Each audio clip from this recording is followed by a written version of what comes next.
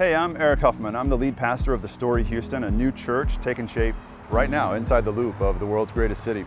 For the months of May and June, we're going to be talking about friendships and the importance of friendships. You know, when we were kids, we all knew friendships were incredibly important. We grew up though, didn't we, and something changed. We started prioritizing other things over friendships. But you know, that's not really the way the Bible says life should work. The Bible actually says that being a good friend is as important as being a good spouse or being a good parent. I hope that this series of sermons, and this sermon in particular, inspires deeper conversations between you and your friends that help you build the kinds of friendships that last a lifetime. All right, guys, we are going to continue this series. Is anyone sick of hearing about friendship yet? This is part 8 of our series on friendship. So I've never done a 9-part sermon series, but after next week, we will have done a 9-week sermon series on friendship. And so we've really dug deep, and I'm glad that we have. I'm happy with the ground that we've covered so far. Today and next Sunday is going to be a little bit different than what we've talked about before. To this point in the series, we have been talking about the value of platonic friendships, which is so important. Biblically, it's as important to be a good platonic friend as it is to be a good father, as it is to be a good husband, as it is to be a good spouse or a good parent. You know, being a good platonic friendship matters just as much, biblically speaking. And today, we just couldn't end this series without actually talking about romantic relationships, and the importance of friendship within romantic relationships like dating and marriage. So we're going to be talking more about dating, a little bit about marriage today too.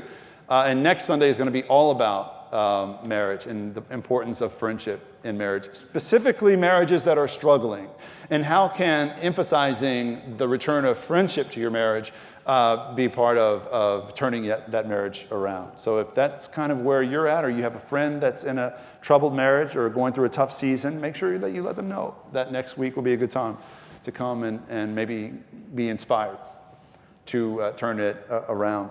What's really interesting to me as we talk about singleness and dating, though, is the fact that for the first time in our nation's history, the majority of adults in America are single and not married.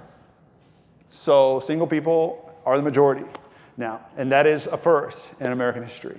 It's not very common in world history. And so the idea that people aren't getting married as much as they were before, I don't know, it concerns me a little bit. That's not really what I'm here to talk about today. I'm not here to raise any red flags or like alarm bells or anything, but what's interesting to me is the reasons why. Why are people choosing not to get married anymore? And because the same number of people still want to get married someday, they're just not getting married now. So the question is why? Divorce is a big part of it, and we'd be foolish to say it isn't, because people that are divorced, they've been married and are divorced, they're listed among the single population, right? Which is fine. But a bigger part of it is that people are really just waiting longer to get married in the first place. So the average millennial woman will get married when she's 28 years old. Now, that may not seem like a big deal. We're used to that. That's okay. That's fine. There's advantages to waiting, right? But I just wanted you to see that it's different, because a generation ago, that number was more like 23 or 24 years old. 2 generations ago, the average woman got married in America by age 21. And so this is changing rapidly, and the reasons why are interesting. And I know a lot of you are thinking, well, it's money, it's career, it's education. All of those reasons have merit. And some of you are thinking it's the dating scene, and it's impossible to find a decent human being on the dating scene, and I hear that completely. But I think the number one reason, the most common reason why people are waiting longer than ever to get married is because there is this fear of being wrong, this fear of choosing the wrong person, this fear of settling down with someone who's not the one, and kind of winnowing down this field of potentially thousands of candidates to just one. That's really intimidating. And the dating apps, OkCupid and Match.com and Tinder, they've literally put thousands of candidates at our fingertips. And so it's a paradox of choice. Are you familiar with that term? Like when you go buy ice cream and there's, vanilla bean, and French vanilla, you're going to pick French vanilla and you're going to be great with that. But if there's 70 different flavors and you really want butter pecan and mint chocolate chip, but you get French vanilla anyway, you're going to carry butter pecan in the back of your mind for the rest of your life or until you can go back and get butter pecan. It's the paradox of choice. I want a little bit of everything, because it all looks so good, and why do I have to choose just one? I was reading this book by this NYU sociology professor who said the single greatest reason people are waiting longer to marry is because they're waiting for their soulmate, and they won't settle for less. And now, I did a whole sermon series on dating about 10 months ago. More than half of you were not here for that. And so I'm not going to rehash how much I hate the term soulmate and how I think it's a trick that Hallmark and Disney have played on all of us to make money off of us. But the point is, they're waiting for the perfect person to come along. And when that perfect person doesn't appear, they just wait longer and longer to get married. No judgment, right? I'm just stating the facts, right? When I was a kid, I used to listen to a lot of country music because that was all they had on the radio in East Texas. And the early to mid 90s were really the last great sort of bastion of country music in country music history. It was pre Shania Twain, like Billy Ray Cyrus. It was when Garth Brooks was still Garth Brooks, like before he was Chris Gaines, whatever that thing was, when he grew a soul patch, and that's Garth Brooks, Chris Gaines, alter ego, whatever. And I don't know why I had a thing called Greatest Hits, because he only released one album. Anyway, so this was when country music was still country music, and Garth Brooks had a hit song, pre-Chris Gaines. He had a hit song called Unanswered Prayers. Anyone familiar with Unanswered Prayers? Should I sing it right now? No? Okay, no. I could. This song was so popular within Christian circles, like my Bible Belt church, that it actually became a worship song at my church. We sang it in worship services. Not even lying to you. We sang it with the soundtrack on cassette tape. Garth Brooks' Unanswered Prayers. If you're unfamiliar, the premise of the song is basically this, and I don't have a problem with this part of it. He says that sometimes God won't answer your prayer or will say no to your prayer because he has something better for you that he wants to give you later, which is a theological idea that I'm pretty okay with, right? But it's the analogy that he uses to get there that's a little bit troubling in retrospect. Because the analogy that he uses is his high school sweetheart, this angel that he used to date in high school.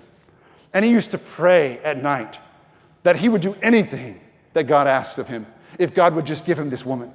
If God would just let him marry this one person. She is the woman of my dreams. I want to spend my life with her. God, please just let me have this one. But God did not answer that prayer, or at least he didn't answer with a yes, because they broke up and went their separate ways. Garth Brooks went and married some other woman. A few years later, he's back in his hometown watching a high school football game when he and his new wife run into that high school sweetheart of his. And apparently, judging by the song, the years have just not been kind to this poor woman. Something has happened. Something has changed. Garth Brooks says, she wasn't quite the angel I remembered in my dreams. And I don't know, maybe a few more pounds, a few less teeth or something. And anyway, he says in this song, he says, I looked at her, and then I looked at my wife, who we can assume must have been super smoking hot, because he says, right then and there at a high school football game, I got on my knees and thanked God for unanswered prayers. Ouch. Right? Now, there is so much that's wrong with this song, I don't really know where to begin. First of all, who does Garth Brooks think he is? How arrogant is Garth Brooks? She wasn't quite the angel I remembered in my dreams. You don't think for a minute she thanks her lucky stars every time she sees Chris Gaines on CMT for unanswered prayers? Whew, dodged a bullet there,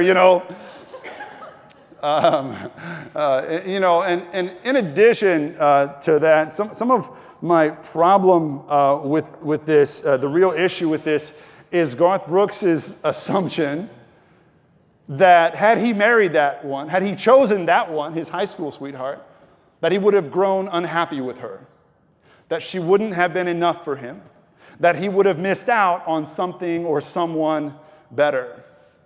It's that mentality, I think, that really haunts a lot of people on the dating scene today.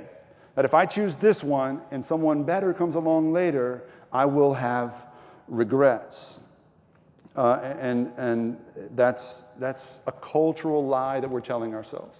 Because if we are believers in the grace of God and how the grace of God changes us, the truth then would be that if he had chosen the first woman, if he had chosen her and loved her well, if he had been Jesus to her and served her and laid his life down for her, that she would have grown more attractive to him and not less. Regardless of what happened with her physically, if he loved her the way Jesus first loved him, she would have grown more attractive over time and not less. He would have fallen more in love with her and not less.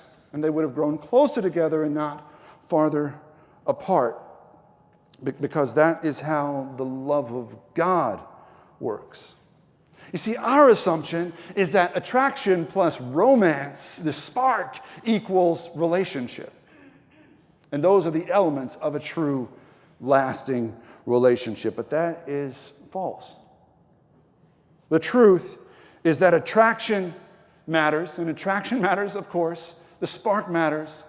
But the equation goes more like this: attraction plus friendship times choice equals romance, which is compounded over time. Every time you make that choice, the romance, it grows over time. So of course attraction and chemistry are important in your dating life. Of course they are important in a marriage, but I'm telling you, and any person who's been in a marriage and struggled will tell you, that if you're banking on your chemistry to take you anywhere together, it's not going to get you very far at all. The chemistry, the spark, the butterflies, the physical attraction, that's all fine, but if that's what you're depending on to carry the relationship, you're setting yourself up for some pretty hard times ahead. And the reason why we're spending any time on this at all with a sermon is because we love each other and we want what's best for each other, and 90 to 95% of you are either already married, and chances are some of you that are married are struggling through a tough season of your marriage, or you're divorced and hoping to be remarried, or you're single and seeking marriage one day soon. Now, if you're married and you got married thinking your chemistry would carry you, you're probably struggling now. And with today's sermon, but especially next week's sermon, I want to give you some reasons to hope and to hold on. But today, if you're single and you're dating, I want to inspire you today to think about your dating life differently than maybe you've thought about it before. To think about the way that you're dating today differently so that you can set yourself up for the kind of marriage you dream about tomorrow. You may not know this, the Bible actually begins with marriage. It begins with a wedding. It also ends with a wedding in the book of Revelation, a different kind of wedding there, but it's bookended by two different wedding ceremonies. The first one is in the Garden of Eden. Genesis chapter 2, God makes the man out of the dust of the earth. The man is all alone. God says, I'll make you some animals to keep you company, and Adam's like, thank you, but I need something more, and so God makes Eve. God makes Eve and says that she is his helper, his partner. And that word historically has been misinterpreted, misunderstood, often by Christian theologians, Bible scholars, who have used that word helper in a pejorative sense, in a condescending manner, to say that women are somehow beneath men, just here to serve and help men. But that is not at all a biblically accurate way of looking at that word. It is a Hebrew word, ezer, that's used in Genesis chapter 2. Ezer is a word you think you've never used, but you have. You just sang it in a song. Verse 2 of the hymn we sang earlier, here I raise my Ebenezer. What you're really saying is Eben Ezer, which is a compound word in Hebrew, which means stone of help, or my stone of help. Here I raise my stone of help. And it is a reference to the Old Testament, lifting up a stone of help as a symbol of the way God has helped you. And so, again and again, the Bible refers to God as Ezer, as helper, as your help, the same way that it refers to Eve for Adam. So far from being a pejorative word or subjugating Eve to be beneath Adam, this actually lifts Eve up in status as Adam's equal. And taken on the whole, the Bible interprets marriage as two equal partners serving each other, helping each other, submitting to each other. So, ezer is a word that is tied up in this biblical concept, right? This concept of covenant, this concept of friendship. I don't know if you've ever had a non-believing friend come to you and ask you why it is you believe what you believe, why you believe the things that are in the Bible, or what the Bible is all about. But if you have, or if you ever do hear that question from a friend, I hope that you'll be ready to say that the Bible is a story that's all about friendship, the nature and essence of friendship. I grew accustomed in the past to saying the Bible is a love story. And in a way, it is a love story. There's all kinds of different elements in the Bible, right? There's love, there's sex, there's betrayal, there's suspense, there's war, there's politics, there's death in the Bible. But all of it contributes to this story of friendship, of God proposing friendship to us. God saying, in a sense, will you be my friends? That is the story of Scripture. That is the story of the gospel. That's why Jesus came, right? Jesus says in John chapter 15, I came so that I could call you friends. And then he said, the way that you will know that I'm your friend is I will lay down my life for you so that we will be in friendship together. That is the story of the Bible. And at its best, that should be the story of marriage. And if you're married, I just want you to have that in your mind as your vision. If you're dating, I also want you to have that in mind as your vision of the future. That my marriage will be a reflection of this kind of friendship that God proposes in the Bible. That my marriage will reflect God's friendship with us. Because just like the Bible is, the marriage is full of all kinds of different elements. Good marriages are full of love and romance and sex and betrayal and politics and war and mystery and death, you know. But at the end of the day, a marriage that lasts is really the story of an extraordinary friendship between two people. A marriage that lasts is really the story of two people that choose to be friends instead of enemies.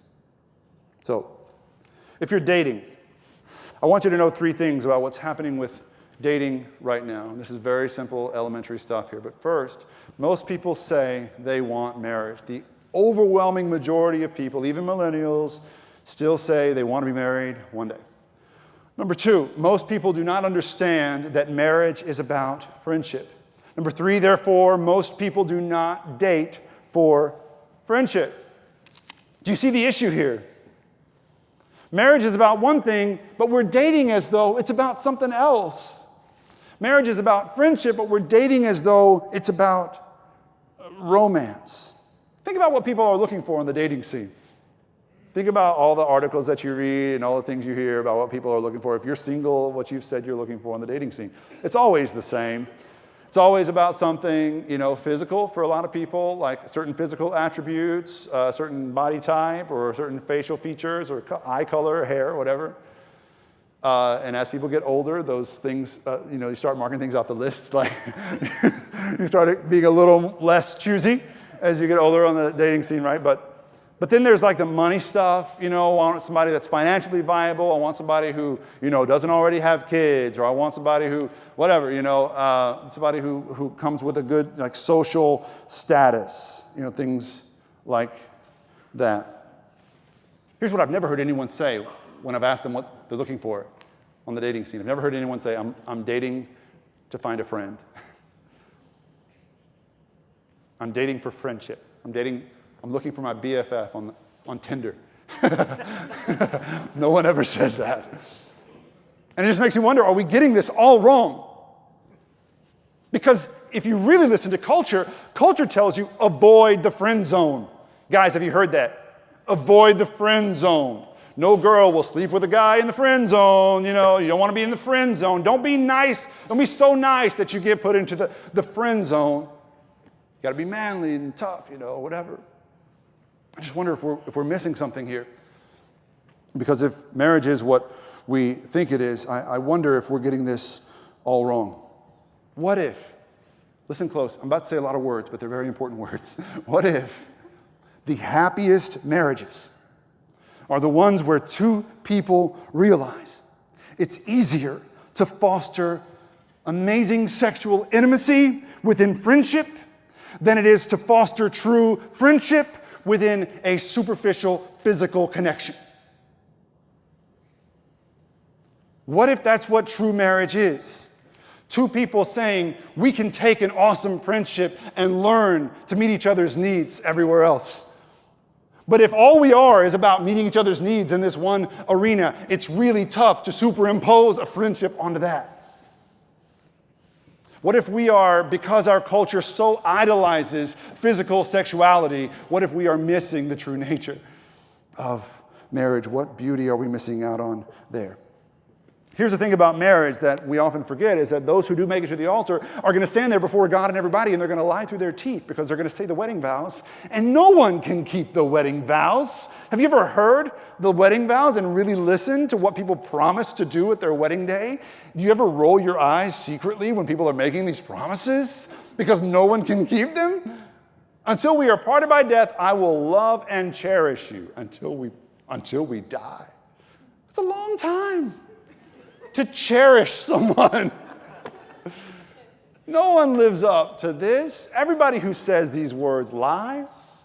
And within a few days, months, whatever, they break the promises they make before God and everyone. So the question is, why do we make promises that we can't keep? Why do we as the church sanction these promises? Why are we okay with people? Why do I stand there with a straight face when I'm reading these vows to people and they say things that I know that they will always break? This all comes back to this conversation of covenant. If you have your study guides, please make note of what we're about to talk about. This is the most important concept of the day, all right? Covenant. You have been told that marriage is a contract. You've heard that marriage is a piece of paper. You've heard from people who are cohabitating. Maybe you've been cohabitating with someone and they've told you, or maybe you yourself have said, why go get married? It's just a piece of paper. It's just a contract. I'm telling you, marriage, if you're a believer, marriage was always intended to be more than a contract, more than a promise. There is a difference. The biblical concept of covenant goes way back to the Old Testament, where God would say to the people, this is who I am, and this is who you are. This is what I will do for you, and I will be faithful. This is what I will ask you to do for me, and I will pray for you to be faithful. And God would say, I do, and the people would say, I do, for a few days, and then they would say, I don't know anymore, and then they would say, I don't, and then they would say, I do again. But what happens with a covenant is that once it is broken, it is not forever null and void. This is the difference. You break a contract, then you need a new contract because the one you had was broken.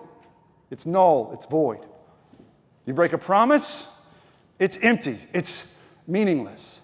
But a covenant regenerates when it's broken. Like a broken bone, a covenant can heal. A covenant can be renewed and restored and made stronger than it was before by the grace of God, by forgiveness, by mercy, by understanding and compassion.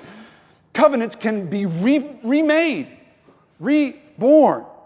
And this is something we often fail to see, the distinction between covenant and contract. Marriage was meant to be a covenant. The reason we let people stand up and say those things that we know no one can ever keep, those vows, is because the vows are an invocation of a covenant between two people. Of course they will break it, but by God's grace, they can come back from that. And they can be made stronger. And if you ever listen in at a wedding, you will hear that from the very beginning, the earliest stages of Christian marriage, it was always intended to be about friendship first. And we know that every Bible passage that we choose in weddings, with the exception of Song of Songs, which can be explained otherwise. But the most of the passages that we choose are friendship passages.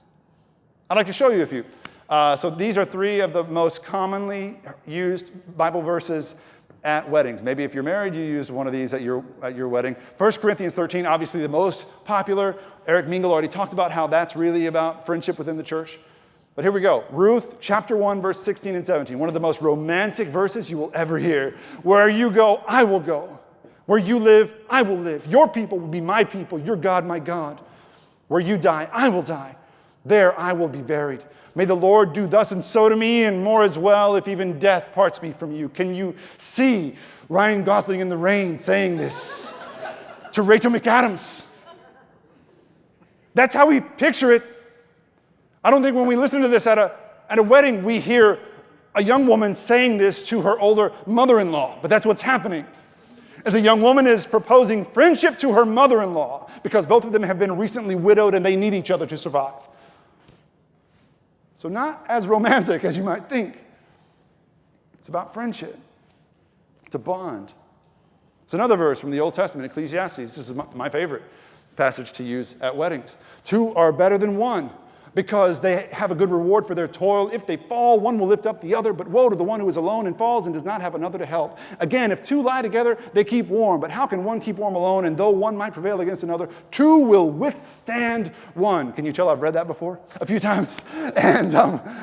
And you know, this is just so romantic and passionate. Two are better than one. We'll lie down together. Woo, yeah, it's going to be great. It's about marriage, except for this unfortunate last line.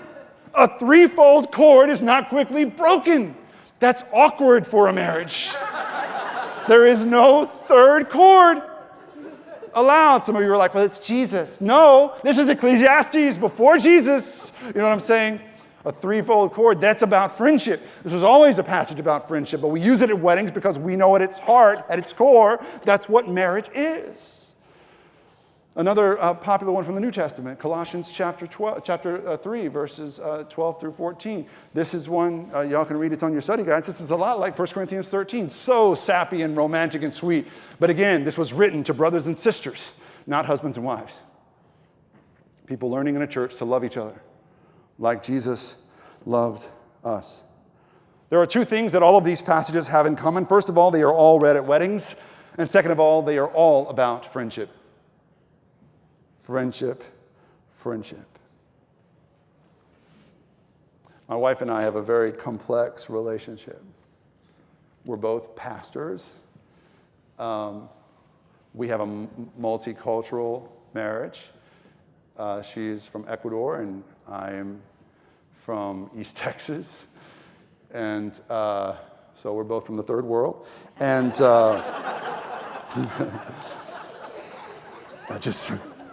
that was not in the script. I don't know what I'm talking about. Anyway, most of all, the reason our relationship is strange is because we work together. We share an 9-by-8 office, 40 hours a week. So those of you who are married, just imagine spending 40 hours a week in close confines with your bride or your groom, and then going home at the end of the day and complaining about that jerk you work with. It's fun, man. It's fun. Let me tell you.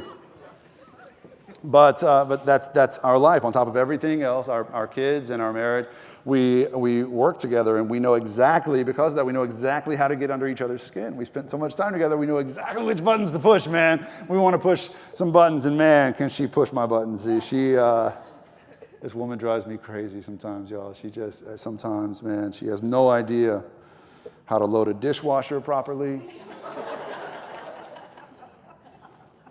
She won't let me get an Xbox, even though it's just because I want to spend more time with the kids.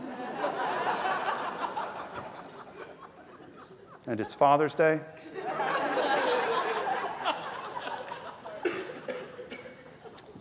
She loves to vacuum. She vacuums all the time, but then she'll finish vacuuming a floor and she'll leave the vacuum in the middle of the floor. She just vacuumed.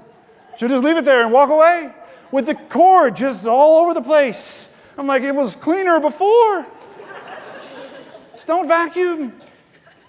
Oh my gosh. I'm sure that she has some things about me that get on her nerves, but I just can't think of any right now. Here's the thing, and I mean this, man. She drives me crazy, but I love this woman, and if all we had was physical attraction, man, she would have been done a long time ago. We both would have. If all we had was chemistry and spark, if we depended on that to get us through everything we've been through, there's no way we would be standing here together 17 years in. But we've got more than just that. And as the stuff of life has tried to wear us down, there's been more substance there. Because ever since we met, when we were 18 years old, when we met, we began a friendship first. And there was always physical attraction. There was always a spark, at least from my end, But because of the way we set up our lives, and this is not a judgmental thing at all, and I don't mean this it's not necessarily everyone's story. It's okay. But the way our lives work, our sex life and all that stuff didn't begin until 2 years later, after we were married. So what that meant for us is that the whole dating season was about friendship first. What that meant for us was that every date we went on, I wasn't trying to impress her enough or spend enough money on her so that she would take me back to her room that night. You see the difference? All I cared about and all we wanted when we were dating was to know each other more and to know each other's past and to get to know each other's, little quirks and what makes them happy, what makes her sad, what scares her, what excites her, things like that. And I knew all of that stuff the day we got married. And then we were able to add on the physical intimacy and the sex stuff, all of that onto the foundation of friendship that we had already had when we got married, because we began with friendship. And here's the thing. When you set that precedent from the very beginning, it doesn't end on your wedding day.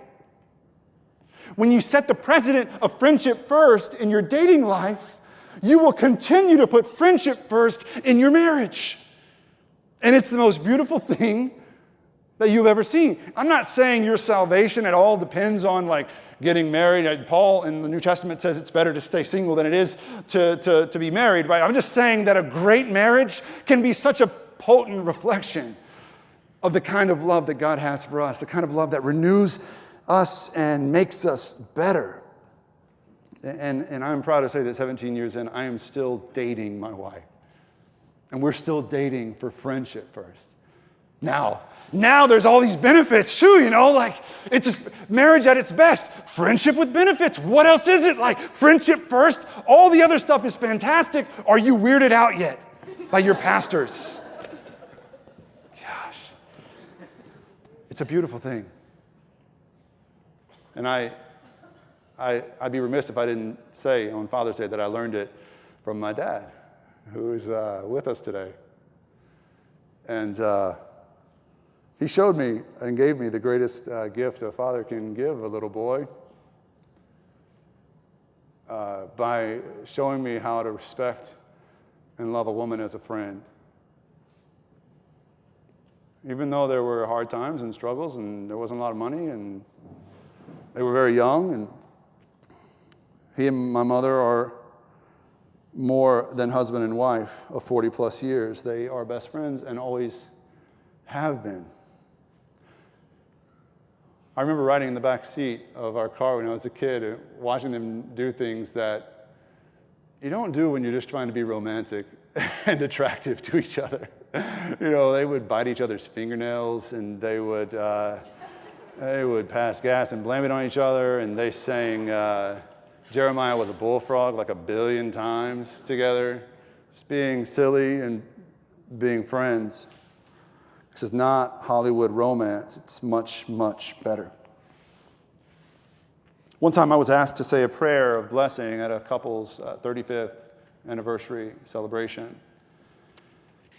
And the groom, the husband got up and offered a toast. And he said a lot of the things you would expect someone in his position to say. She's the greatest thing that ever happened to me. She's my best friend, blah, blah, blah, And then he said something I don't think anyone expected or wanted to hear a 60-something-year-old man say about a 67-year-old woman. He said, she's sexier now than she ever has been. And there was a collective groan throughout the room. And I had seen her pictures from when she was younger. When she was in her 20s, she was literally a beauty queen. And honestly, when I was looking at those pictures, I was having trouble seeing her and the woman that was with us in that room. I'm not trying to be mean or anything, but it was different, right? Time had done its thing, right? There were wrinkles and there was a few extra pounds, there was gray hair and all this stuff. And I'm not sure I believed him when he said she's sexier to me now than she was when she was 22 or whatever. But then he finished his toast. And she stood up to hug him. And he put his arm around her waist. And he pulled her in as close as he could. And he looked into her eyes. And he laid on her the longest, wettest French kiss I've ever witnessed. I didn't think it was ever going to end. And I just felt awful for their grandkids who were there. But I realized that he meant it, man. He meant it. He meant it when he said that she was sexier than she had ever been. Because to him, when he saw this woman, he didn't see the physical specimen. He didn't see her body. He saw her heart. Over time, God had taught him to not just see her face. He saw her mind. He could read her mind, and she could read his. Just one glance, and they could see each other's pain, and they could see each other's joy, and they knew each other's thoughts because over time they had chosen to be friends instead of adversaries. And they know everything about each other inside and out. And even though they had been through hard things, it was their friendship that got them through. Not their romance and not their sexual intimacy stuff. It was their friendship that got them through it. If you're here today and you're single and you're dating, I want to help you get a vision for where your dating life will go. And what it is that you're aiming for. If you don't have a vision in mind, you will be aimless in your search on the dating scene. Now, my question is, how would your approach to dating change if you began to look for friendship first? Before all the physical stuff, before all the money stuff. Guys and ladies, how would it change on the dating scene for you if you began to prioritize friendship above everything else? If you're in a committed relationship, maybe you're dating exclusively, maybe you're cohabitating, maybe you're engaged, how are you putting your friendship before everything else? Are you prioritizing your friendship first? And if you're married, particularly if you're married and it's a struggle right now, and it's been up and down and you're going through a hard time, today and next week, I want to encourage you to not give up hope. Because just as God can restore a person's broken soul, there is no marriage that's too broken. There's no marriage that's beyond redemption. There's no marriage that's beyond the reach of God's grace. Your covenant that you made at that altar, it can be mended and healed and made stronger than it was before by the grace of God. But it has to start with friendship. And as a lead into next week's sermon, I got to ask you, if you're married and if you're happy or if you're struggling, man, in your marriage, are you putting your friendship first? More importantly than that, I'd especially ask the guys, are you dating your wife? Are you still dating her? Are you still trying to take her out regularly and getting to know her? Her person, right? Her heart.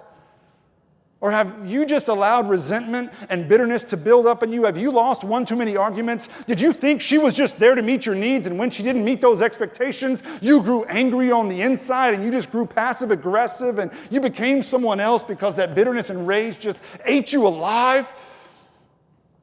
Is that where your heart is at today?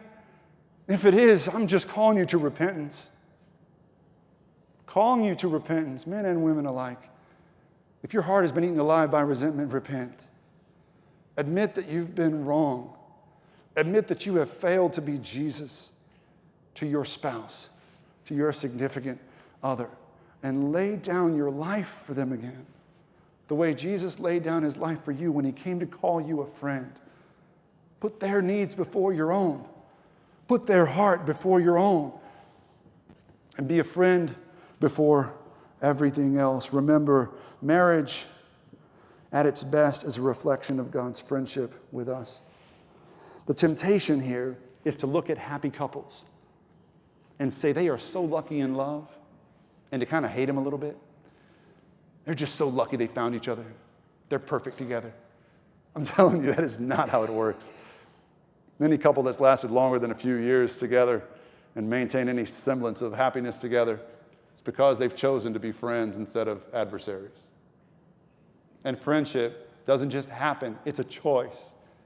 And it requires sacrifice and patience and love beyond that which you think you're capable of.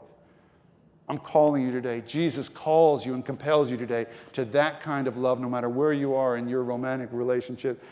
He's calling you to that kind of love and to live that love with those closest to you.